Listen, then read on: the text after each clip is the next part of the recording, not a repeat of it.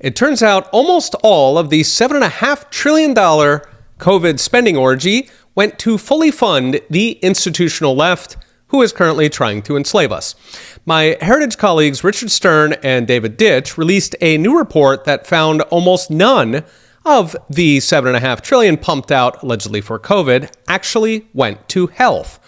Instead, roughly 90% went to handouts and crony payments, much of that siphoned to the institutional left that has become the Democrats' power base, meaning your local rioters, hand gluers, and that army of fact-checking censors are now fully funded, courtesy of your tax dollars. First, the numbers. Between 2020 and 2022, new spending authorizations from Washington totaled $7.5 trillion. It's about $57,400 per American household, so a second mortgage. Shockingly, almost none of it actually went to health. Just $700 billion, or less than 10% of that, was even spent on public health, setting aside whether or not it was useful or not. Instead, as Stern and Ditch write, quote, the spending spree focused on welfare expansions, cash handouts, and opportunistic subsidies for a variety of special interests. So who are those special interests? Well, trillions went to green projects. Biden's famous Build Back Better cynically rebranded the Inflation Reduction Act. More went to the left's universe of government-funded nonprofits for everything from LGBT and diversity to, of course, sustainability. On top of bailouts for Hollywood, public transportation, blue city budget holes, the post office, a reliable Democrat base, even bailouts for union pensions, which were running a $757 billion debt.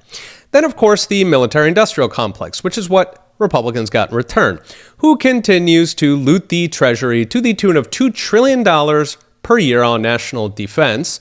That's $1,250 per month per household to fund every proxy war they can find while giving free security to any dictator who can cash a check. If it's good for Lockheed, it is good for America. All those crony trillions, of course, led to the skyrocketing inflation. $7.5 trillion comes to roughly half the entire supply of dollars in existence pre-COVID. So about $1 in $3 had fresh ink on them, courtesy of a very obliging Federal Reserve who bought up all the treasuries they couldn't flog in the private market, effectively printing all that money. So what is next? Brought to you by Unchained. What's next is the fleecings will continue until morale ends, because it's worked spectacularly for Washington's army of activists and lobbyists. The Fed has become an in-house money printer for a Congress and administration that exploits every crisis to absorb yet more of the productive economy and hand slabs of it to their cronies.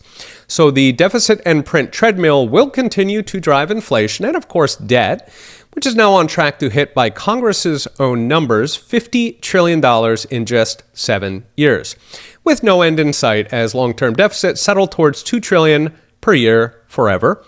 Alas, as Herbert Stein put it, whatever can't go on forever will stop. There's little hope of them pulling back on their own. Washington is living their best life right now. So either voters force them, or more likely, Washington drives us straight off the cliff, and then, as always, complains how nobody saw it coming. Okay, we'll be watching. See you next time.